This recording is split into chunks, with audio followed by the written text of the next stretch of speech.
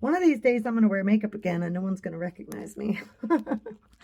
Actually, I'm getting my hair done soon and I cannot freaking wait because I hate this hair. I love, love, love, give it love, right? I wanted to talk about something kind of heavy today, and that is loss, particularly death. We all have a date. We don't know when it is. And it could be a sudden transition or it could be a long, slow process. But we're all going to get there one day. But one thing I'm learning so much about the spiritual realm is it's not a loss like we think it is.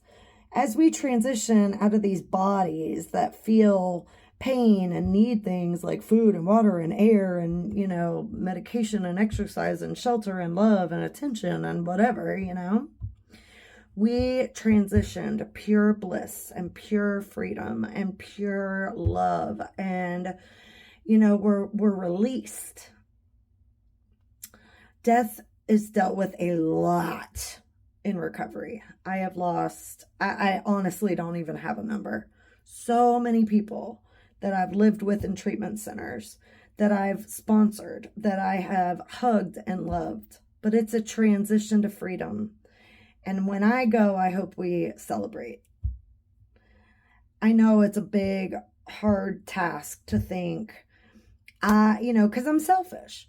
Like, I want to see the person. I want to hug the person. I want to hear the person's voice. I feel that so much with so many of the people that were suddenly gone, but also with like my grandmother who I knew was going, with my grandfather. I would love to have some more conversations, like audible conversations with them. And I believe that we will in our own sense one day. So I feel like it's more about patience for me. But, my spirit is just a piece of my spirit in this body, walking through this experience to learn what I'm supposed to learn, to share what I'm supposed to share, to give back whatever I can. That's my belief, is that why I'm here, to reproduce, which I've done a couple times. To spread joy and kindness.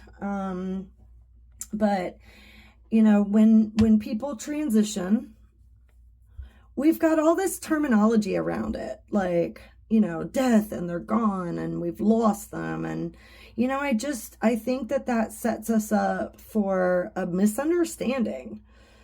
We just can't see them, but they're here in even a more beautiful, a more healthy body. It's a spiritual body. It's a body that can be anywhere at any time. It can be, I really mean it when I say, when my body gives out, regardless of how it is, I hope that we can all celebrate, because in essence, for my spirit, that is going to be an amazing day. And I will definitely come and visit anybody that wants me to. I will come rattle the wind chimes. I will come send all the butterflies and dragonflies and cardinals and, all the ways that spirit, I will send all the angel numbers that, the clock will just be stuck on 11:11 all day long, or just whatever, It doesn't have to be such a sad part of life. I know that's hard to take, but I believe it to be true. What do you believe? I'd love for this to be a conversation. I'm just little one person and 7 billion or whatever's on the planet right now. I think my beliefs match up with some people, but, they might not. So I'm curious. What do you think happens? And another thing is, if I'm totally wrong and we end up just, being like we're asleep, then there's not really a ton of hope in that. Like, I would rather believe that we are going to be floating around the clouds in our beautiful angelic bodies, living nothing but love.